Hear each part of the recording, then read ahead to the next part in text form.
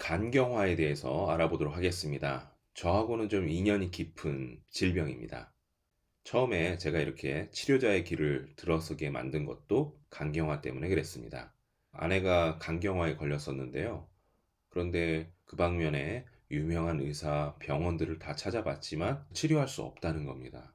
그래서 너무 답답하고 또 이해할 수도 없었고요. 왜 어떤 병이 있는데 치료할 수 없다는 것인지 도무지 납득이 되지 않았습니다. 그래서 여기저기 수소문하고 치료 방법을 찾던 중에 침뜸에 대해서 알게 된 것입니다. 그리고 침뜸으로는 간경화를 치료할 수 있다라는 얘기를 듣고 그때부터 침뜸을 배우기 시작했습니다.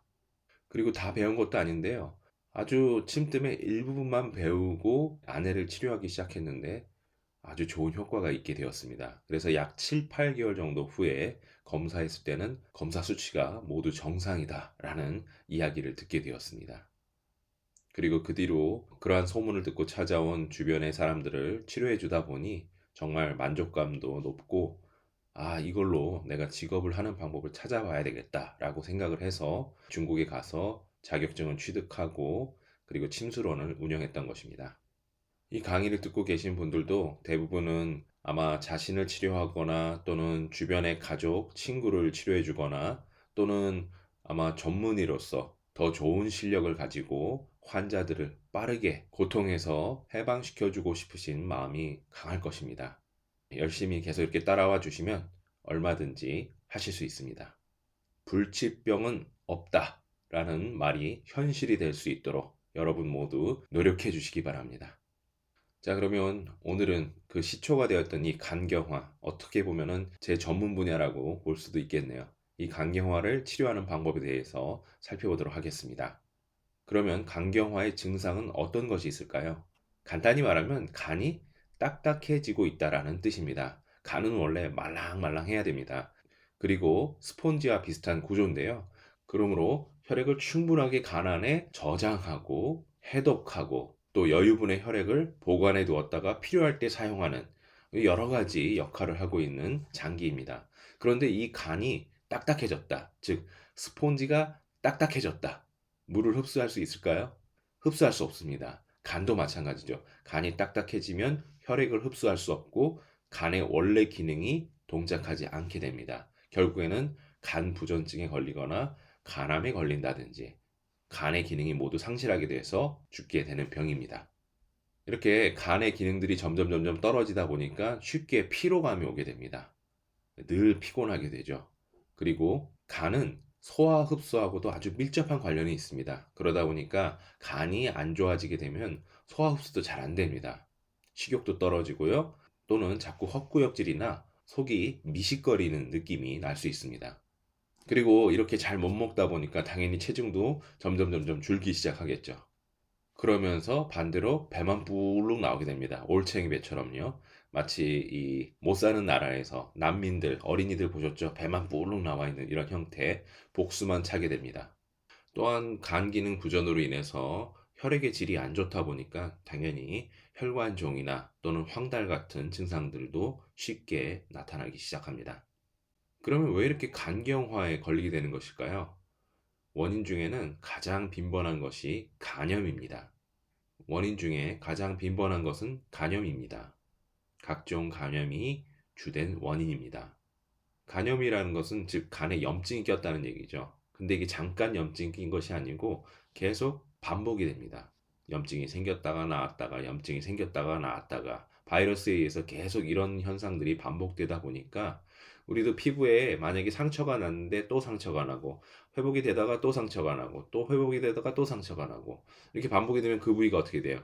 굳은 살이 생기죠. 흉터가 생기죠. 이게 만약에 간에 생기면 바로 간경화가 되는 것입니다. 또한 지방간이 생겼을 때도 결국에는 간경화로 바뀔 수가 있습니다. 그리고 정신적인 문제로는 자주 화를 내시는 분, 쉽게 화가 폭발하시는 분, 이런 분들 역시도 간에 직접적인 타격을 주게 됩니다. 화를 낼 때마다 간에 충격이 오게 됩니다. 그러면서 간경화로 바뀔 수 있습니다. 자, 그러면 어떻게 예방하고 치료할 수 있을까요? 먼저 간염이 문제라고 말씀을 드렸기 때문에 간염 예방 주사는 필수일 것 같습니다. 만약에 예방주사를 아직 맞지 않으셨다면 항체 검사를 해보시고 항체가 있다면 상관이 없지만 없다면 예방주사를 맞는 것이 좋을 것 같습니다. 그리고 간에 무리를 주는 주된 원인은 과로 또는 과음입니다. 그러므로 일 열심히 하신 것도 중요하지만 생명이 더 중요하죠. 아무리 돈 많이 벌어도 죽으면 소용이 없잖아요.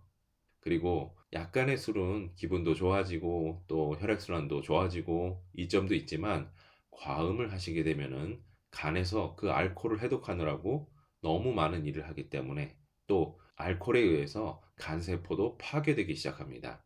이런 것이 계속 반복이 되면 간이 딱딱해지는 간경화가 되는 것입니다. 그러므로 과음도 피해 주셔야 됩니다. 물론 간경화가 이미 진행이 되었다면 절대로 술을 드시면 안 됩니다.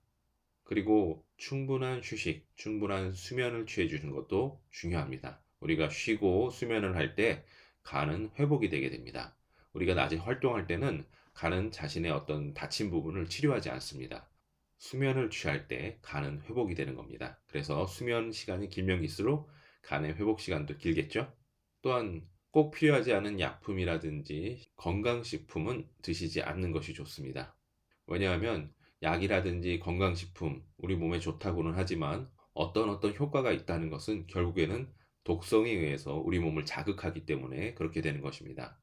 그리고 그러한 독성은 전부 간에서 해독해 줘야 됩니다. 즉, 간의 일이 점점 늘게 되고요. 간이 만약에 힘든 상태, 이미 병이 든 상태에서 이러한 것들을 먹게 되면 간에 더 큰 무리를 주게 되겠죠. 그래서 전문 의사와 상담을 하시고 꼭 필요한 약품이라면 정말 일시적으로 이 병을 치료하기 위해서 잠깐만 먹는 개념으로 하셔야 됩니다. 평생 약을 먹어야 된다. 그러면 간경화가 있으신 분들은 무언가 약이 아니라 다른 치료 방법이 없는지 다시 생각해 보셔야 됩니다. 그리고 간과 근육은 한 몸이나 마찬가지입니다. 근육의 강도가 강하면 강할수록 간도 건강하고요. 또 근육이 약하면 약할수록 간도 약하다는 것을 알 수 있습니다. 그렇다면 우리가 근육을 단련시키면 간이 같이 단련이 됩니다. 간도 강해집니다. 그러므로 충분한 운동, 정기적인 운동, 이것이 중요합니다. 또한 간에 좋은 식품으로는 식초와 올리브유가 있습니다. 요리하실 때 올리브유를 사용해 주시고 또 식초가 들어간 음식들도 자주 드시면 간 건강에 도움이 됩니다. 그리고 아까 분노가 자주 있는 경우에 간이 망가진다고 그랬죠? 그러므로 평정심을 유지하시는 것이 중요합니다. 쉽게 화를 내시는 편이라면 그 화를 다스릴 수 있는 방법을 찾아보시는 것이 중요합니다. 그게 간을 건강하게 만드는 지름길입니다. 화를 쉽게 내면은 결국 내 몸이 다치고 내가 죽게 되는 겁니다.